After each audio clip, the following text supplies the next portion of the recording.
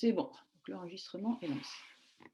Donc sur cette première diapo, je vous présente un petit peu les différents chapitres de cours qu'on va faire ensemble. Donc c'est un cours de biologie moléculaire.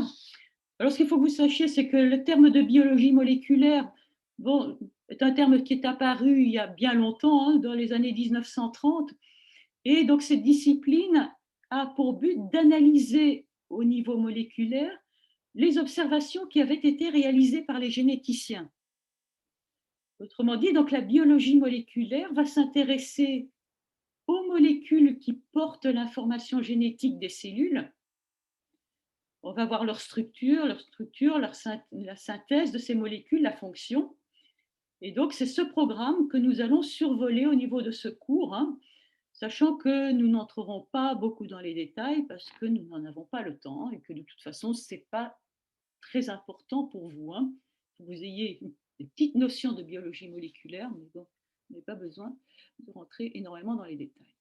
Donc, vous aurez un premier chapitre, donc on va démarrer aujourd'hui, dans lequel on va parler de la structure et des propriétés des molécules porteuses de l'information génétique, qu'on appelle les acides nucléiques. Ensuite, on verra comment ce matériel génétique qui est présent dans les cellules va être dupliqué pour que lorsque les cellules se divisent, ce matériel génétique soit transmis aux cellules filles. C'est un processus qu'on appelle la réplication. Et donc, on parlera de ce processus à la fois chez les prokaryotes et chez les eucaryotes. Ensuite, dans un troisième chapitre, on abordera ce qu'on appelle des techniques de biologie moléculaire. Et en fait, c'est essentiellement ça qui vous intéresse, parce que dans votre domaine, on peut être amené à analyser la présence de micro-organismes ou phénotyper des vignes en utilisant des techniques de biologie moléculaire. Et donc, on verra quelques techniques, l'électrophorèse, le séquençage et la PCR. Et puis ensuite, donc on verra comment ce matériel génétique qui est stocké dans les cellules va s'exprimer pour permettre à la cellule d'être, à l'organisme d'être et de fonctionner. Alors cette expression du matériel génétique se fait au travers de deux étapes qu'on appelle la transcription et la traduction. Enfin, on verra comment justement ce processus d'expression du matériel génétique est régulé. Donc il va y avoir une régulation qui est importante et qui permet justement de faire que, par exemple, une cellule épithéliale n'est pas une cellule de foie, elles sont différentes et c'est lié à ce que l'on appelle la régulation de l'expression génique. Et on terminera en revenant sur une technique de biologie moléculaire qui peut également vous intéresser pour plus tard et que l'on a appelée la production de protéines recombinantes. Donc, on verra en fait comment on peut produire une protéine d'un organisme dans un autre organisme, se servir d'un autre organisme pour la produire. Voilà, donc ça c'est le contenu du cours. Donc aujourd'hui, on va commencer par le premier chapitre, on va parler donc de la structure et des propriétés des acides nucléiques.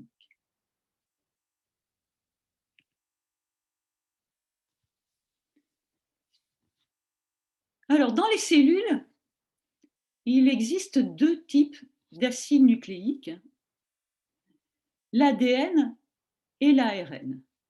Donc l'ADN, c'est l'abréviation pour acide désoxyribonucléique et l'ARN, c'est l'abréviation pour acide ribonucléique. Donc ces deux molécules sont en fait des macromolécules de longs polymères dont le monomère de base est appelé les nucléotides.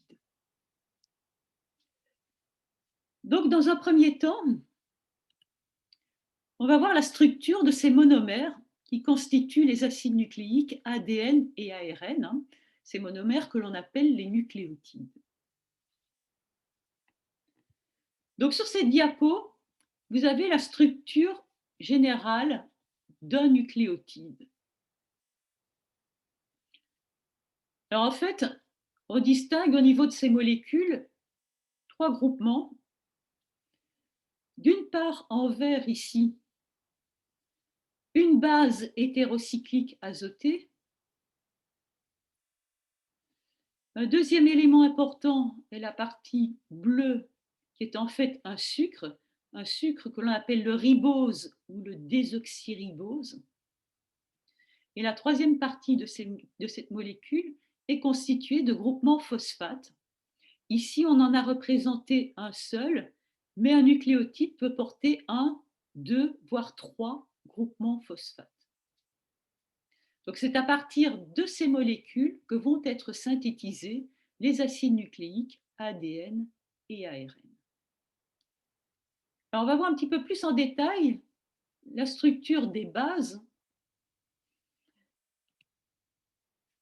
C'est ce qui est décrit sur cette diapo.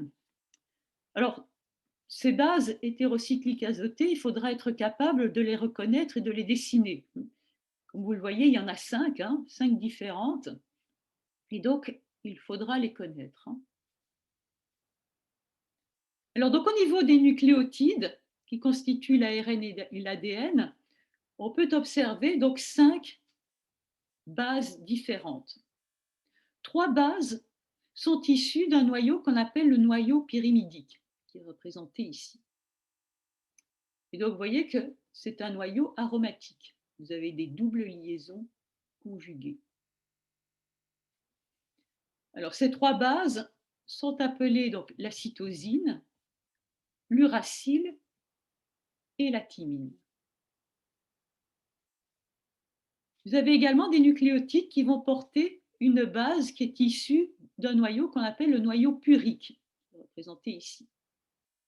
Là aussi, le noyau purique est un système aromatique. Vous avez des doubles liaisons conjuguées.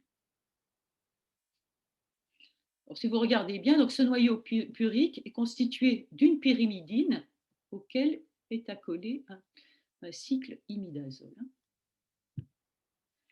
Donc, au niveau des acides nucléiques, on peut trouver 2 types de bases puriques, l'adénine et la guanine.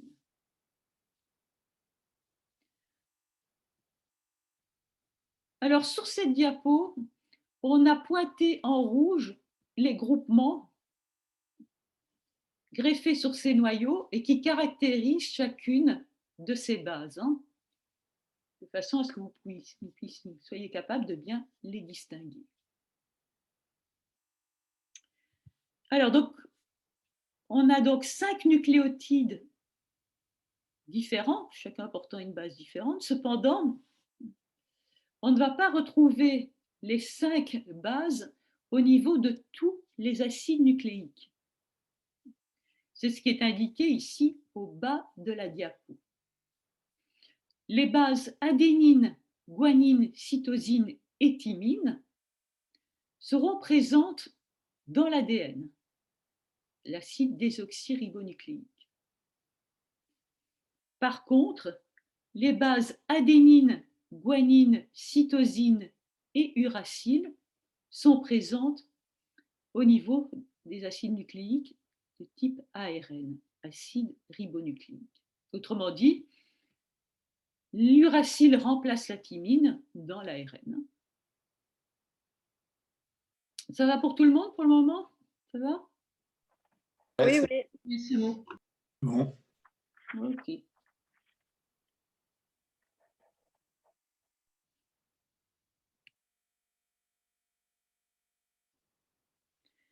Alors, donc ça, c'était pour les bases.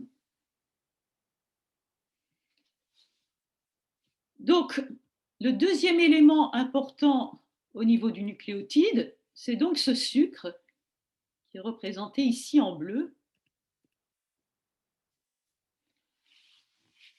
Et donc, ce sucre, c'est ce qu'on appelle un ribose. Donc, le ribose, c'est un sucre qui porte 5 atomes de carbone, vous les voyez ici, 1,